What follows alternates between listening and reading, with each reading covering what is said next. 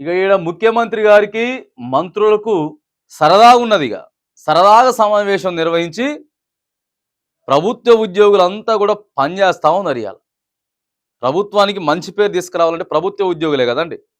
చూడండి ఒకసారి ఏం మాట్లాడుతున్నాడో. ఉద్యోగులు మెదడు తక్కువ నాయాలట. ఉద్యోగులు మెదడు తక్కువ నాయాళ్ళు.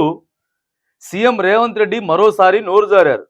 మొన్న నిరుద్యోగులను తలకమార్చడంలో ఆయన నేడు ఉద్యోగులను మెదడు తక్కువ నాయాలంటూ సంచలన వ్యాఖ్యలు చేశారు.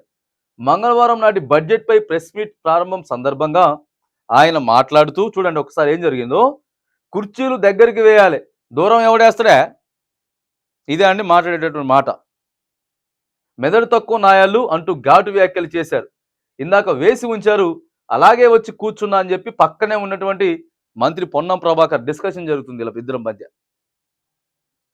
డిస్కషను మామూలు డిస్కషన్ కాదు. ఇక ఆయన ఏం చెప్తున్నారు, కుర్చీలు దగ్గరికి వేయాలి, దూరం ఎవడేస్తాడే, దగ్గరికి వేయాలట కుర్చీలు వీళ్ళు కూర్చోడానికి. ఆయన కూడా నట్లే వచ్చి కూర్చుందని చెప్పి మంత్రి పొన్నం ప్రభాకర్ అంటా ఉంటే చూడండి ఒకసారి. ప్రభుత్వ ఉద్యోగులు అతిభక్తి చూపిస్తారని సీఎం వ్యాఖ్యానించారు. అట్లాగే ఉండాలి కదా అని పొన్నం రిప్లై ఇచ్చారు. దానికి మరోసారి స్పందిస్తూ బొంగేం కాదని చెప్పి ముఖ్యమంత్రి అంటుండు. మళ్ళీ అంటే సెటైర్లు వేసుకుంటా ఉన్నారు. వీళ్ళిద్దరు కలిసి సెటైర్లు వేసుకుంటారు ప్రభుత్వ ఉద్యోగుల మీద. బొంగేం కాదట.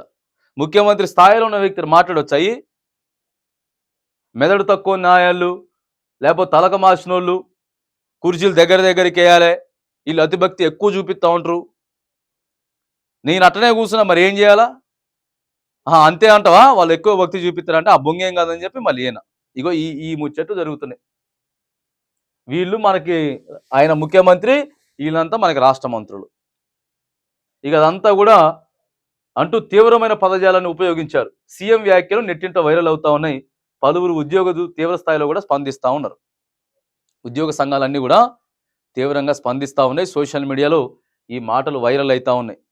ఏం నేర్పిస్తూ ఉన్నారు సమాజానికి, ఏం నేర్పిస్తూ ఉన్నారు, మరి మీరు ఎట్టెట్లా ఇదైపోయినరు.